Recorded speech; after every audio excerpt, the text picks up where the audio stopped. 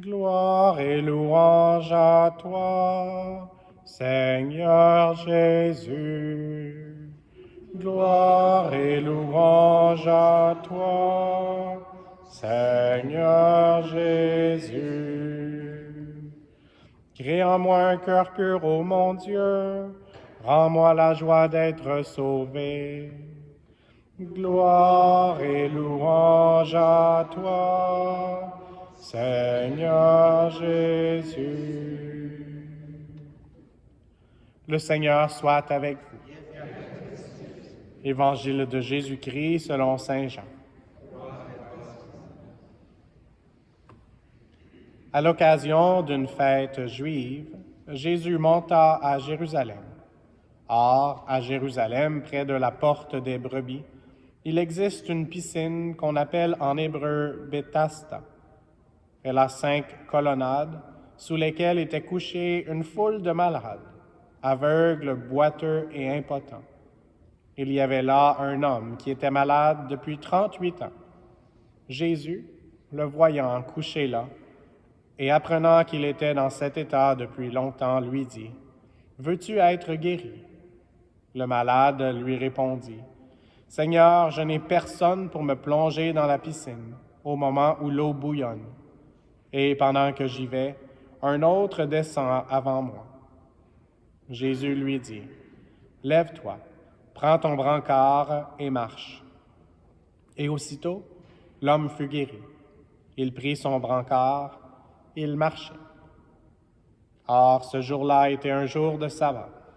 Les Juifs dirent donc à cet homme que Jésus avait remis sur pied, « C'est le sabbat.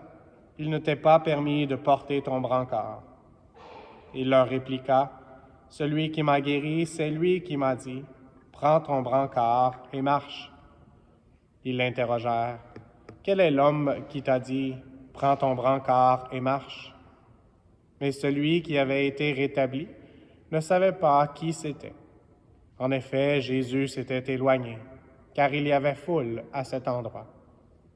Plus tard, Jésus le retrouve dans le temple et lui dit, « Te voilà guéri, ne pêche plus. Il pourrait arriver quelque chose de pire. » L'homme partit annoncer aux Juifs que c'était Jésus qui l'avait guéri, et ceux-ci persécutaient Jésus parce qu'il avait fait cela le jour du sabbat. Acclamons la parole de Dieu.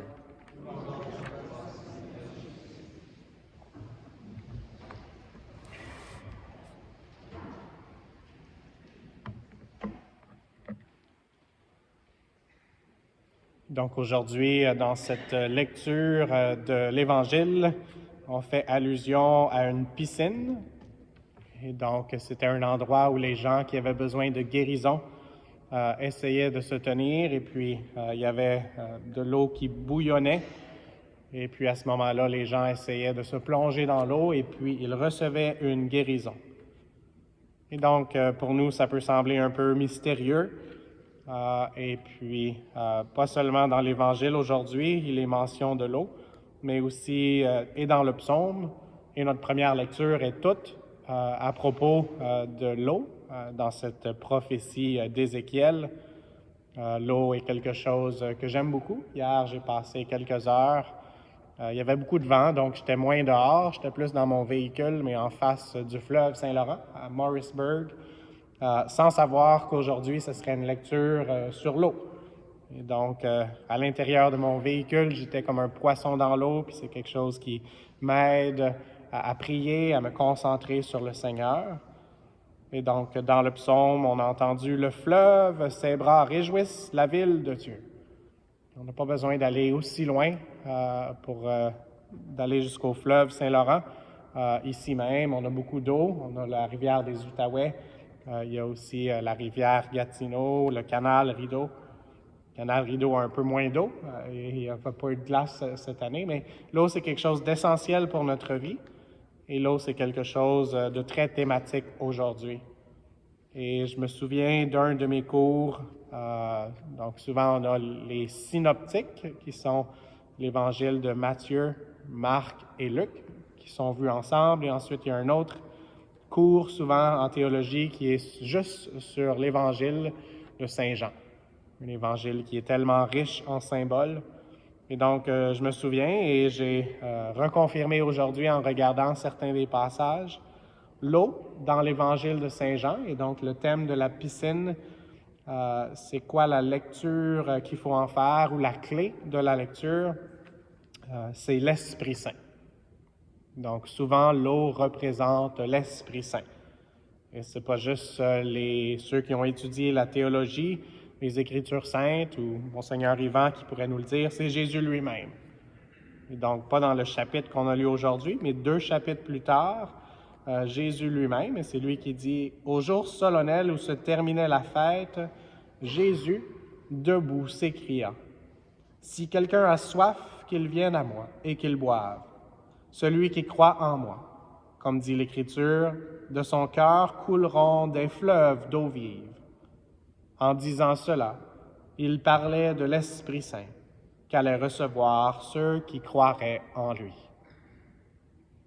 Il y a certains de vous qui étaient à la messe le dimanche soir, et donc le dimanche soir, présentement, on donne des bénédictions spéciales à nos candidats et à nos catéchumènes qui se préparent à recevoir soit le sacrement de la confirmation ou encore le sacrement du baptême où il va avoir de l'eau et ils vont recevoir pas seulement l'eau, mais vraiment la présence de Dieu, l'Esprit Saint lui-même.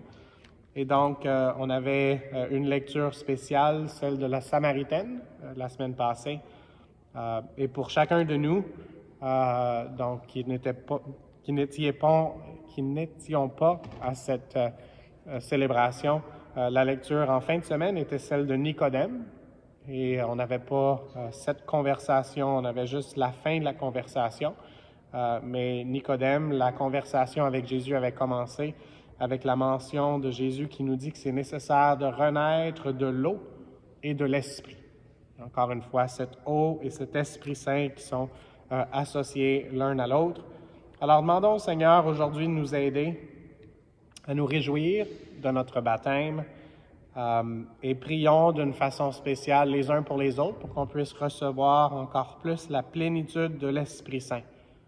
Et d'une façon spéciale, les fruits de l'Esprit Saint.